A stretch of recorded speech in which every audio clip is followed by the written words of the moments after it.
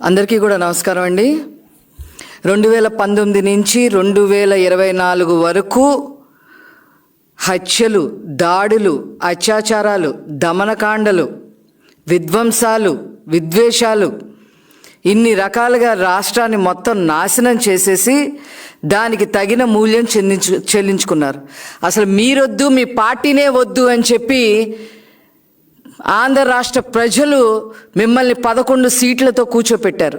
కనీసం ప్రతిపక్ష హోదా కూడా వైసీపీ పార్టీకి దక్కలేదు. దాన్ని ఎందుకు అలా చేశారు అని చెప్పి వాళ్ళు పోస్ట్మార్టం చేసుకోవాల్సింది పోయి, ఎందుకు ఇలా జరిగిందని పోస్ట్మార్టం చేసుకోవాల్సింది పోయి తెల్లారే శవ రాజకీయాలకి దిగారు. తెలుగుదేశం పార్టీ వాళ్ళు ఏదో దాడులు చేస్తున్నారు మా మీద అని చెప్పి కొత్త శవ రాజకీయం స్టార్ట్ చేశారు. అసలు వైసీపీ పార్టీ అంటేనే ఏడుపుగొట్టు శవ రాజకీయాల పార్టీ అని చెప్పి రుజువయ్యింది. అసలు ఆ పార్టీ పుట్టిందే శవ రాజకీయాలతో. రాజశేఖర్ రెడ్డి గారి శవంతోనే ఆనాడు సంతకాలు సేకరించి రాజకీయం చేసిన దిట్ట ఈ జగన్మోహన్ రెడ్డి. ఆ తర్వాత ఎవరూ చనిపోకపోయినా కూడా ఓదార్పు యాత్ర పేరుతో శవరాజకీయాలు చేశారు ఈ జగన్మోహన్ రెడ్డి. తర్వాత 2019లో బాబాయ్ శవాన్ని అడ్డు పెట్టుకొని శవరాజకీయాలు చేసి ఒక్క ఛాన్స్ పేరుతో ఏదో ప్రభుత్వం ఫామ్ చేసుకోవటం జరిగింది. ఇప్పుడు మళ్ళీ అదే శవరాజకీయాలు ఆంధ్ర రాష్ట్రంలోనే కాకుండా ఏకంగా ఉపరాష్ట్రపతి గారిని కూడా కలిసి ఢిల్లీలో శవరాజకీయాలు చేస్తూ ఉన్నారు. ఏదో తెలుగుదేశం పార్టీ దాడులు చేస్తుంది, మమ్మల్ని బ్రతకనివ్వటం లేదు, లా అండ్ ఆర్డర్ ప్రాబ్లం వచ్చింది అని చెప్పి లేని విషయాలు మళ్ళీ నమ్మబలికే విధంగా మాట్లాడటం నిజంగా సిగ్గుచేటైన విషయం అని చెప్పి ఈ సందర్భంగా నేను మనవి చేస్తా ఉన్నా. అసలు శవరాజకీయాలు అంటే ఎలా ఉంటాయో మీకు చెప్తాను, దాడులు అంటే ఏ రకంగా ఉంటాయో చెప్తాను.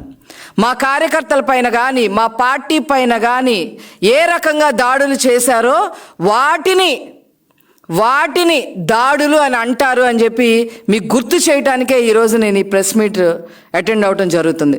పల్నాడు జిల్లాలో తోట చంద్రయ్య అనే మా కార్యకర్తని జై జగన్ అని అంటావా లేదా అని చెప్పి అడిగి, జై జగన్ అని నేను జై చంద్రబాబు అనే అంటాను అని మాట్లాడినందుకు తోట చంద్రయ్య గారిని అక్కడికక్కడే నరికి చంపేశారు. దాన్నే హత్య అంటారు, దాడులు అంటారు.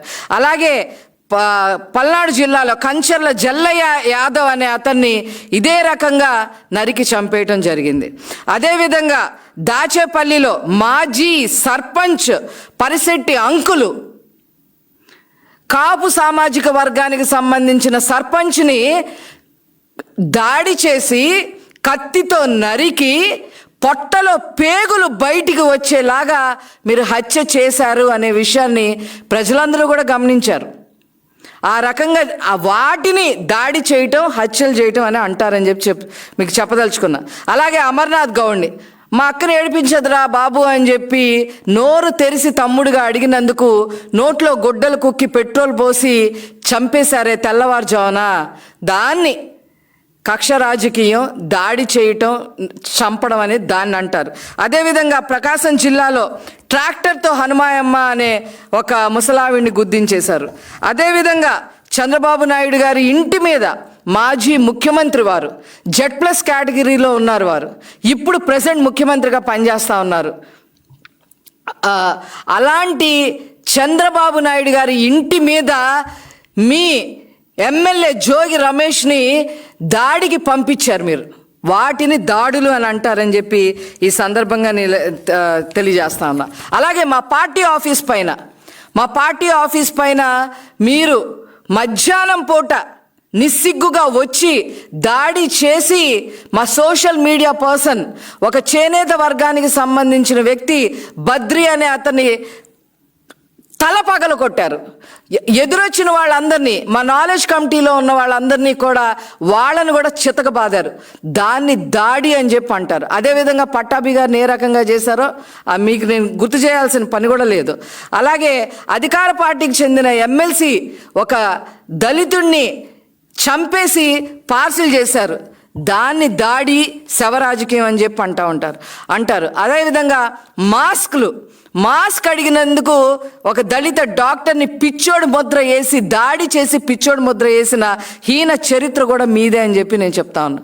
ఓంప్రకాష్, చిత్తూరు జిల్లా, కల్తీ మద్యం గురించి ప్రశ్నించినందుకు తెల్లార శవమై తేలాడు. ఇంతవరకు అతను చంపారో ఆత్మహత్య చేసుకున్నారో కూడా తెలియని పరిస్థితి తీసుకొచ్చారు. అదేవిధంగా అక్రమ ఇసుక గురించి మాట్లాడినందుకు చేనేత వర్గానికి సంబంధించిన ప్రొద్దుటూరులో నందం సుబ్బయ్య అనే వ్యక్తిని రాళ్లతో దాడి చేసి నరికి చంపారు. అదేవిధంగా విజయనగరం జిల్లాలో రాజాంలో కృష్ణా మాస్టర్ గారు కేవలం వైసీపీలో చేరలేదని చెప్పి అతని దాడి చేసి కారుతో గుద్దించి చంపేశారు.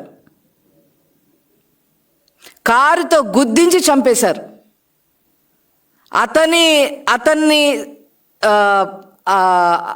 ఆ మాస్టర్ గారిని శ్మశానానికి తీసుకెళ్తే 10,000 మంది పైగా అటెండ్ అవ్వడం జరిగింది. ప్రజలే అటెండ్ అవ్వడం జరిగింది. ఆ రకంగా దాడి చేసి చంపేశారు. ఇవన్నీ కాకుండా పోలింగ్ తర్వాత మాచర్లలో కానీ, నరసరావుపేటలో కానీ, తాడిపత్రిలో కానీ, ఇతర జిల్లాల్లో కానీ, రాయలసీమ జిల్లాల్లో కానీ ఎంత అరాచకం చేశారు మీరు, ఎంత దాడి చేశారు మా వాళ్ళ మీద.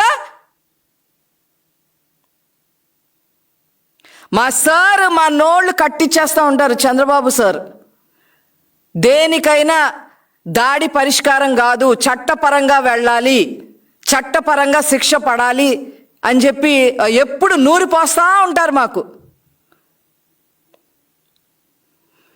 మేము దాడులు చేశామని, మా కార్యకర్తలు దాడులు చేశారని చెప్పి శవరాజకీయాలు చేయడానికి మళ్ళీ పూనుకుంటే మాత్రం ఖబర్దార్ వైసీపీ పార్టీ అని చెప్పి ఈ సందర్భంగా నేను తెలియజేస్తున్నా. మా తెలుగుదేశం పార్టీ కార్యకర్తలు సమన్వయం పాటిస్తున్నారు. అధినాయకుడి మాటకి కట్టుబడి ఉన్నారు. కక్ష రాజకీయాలు వద్దు అని లోకేష్ గారు చెప్పిన మాటకి కట్టుబడి ఉన్నారు. ఈరోజు శవరాజకీయ దాడులు చేస్తున్నామని చెప్పి ఉపరాష్ట్రపతి గారి దగ్గరికి వెళ్ళడం ఏంటి, మీరు మెమరాండాలు ఇవ్వటం ఏంటి? ఇలాంటి తప్పుడు రాజకీయాలు చేయటం మానుకోండి అని చెప్పి ఈ సందర్భంగా తెలియజేస్తూ మరొక్కసారి వైసీపీని ఇలాంటి శవ రాజకీయాలు చెయ్యొద్దు, చేస్తే మాత్రం మామూలుగా ఉండదు, ఖబర్దార్ అని చెప్పి ఈ విషయం చెప్తూ నేను సెలవు తీసుకుంటున్నాను. Thank you. అలాగే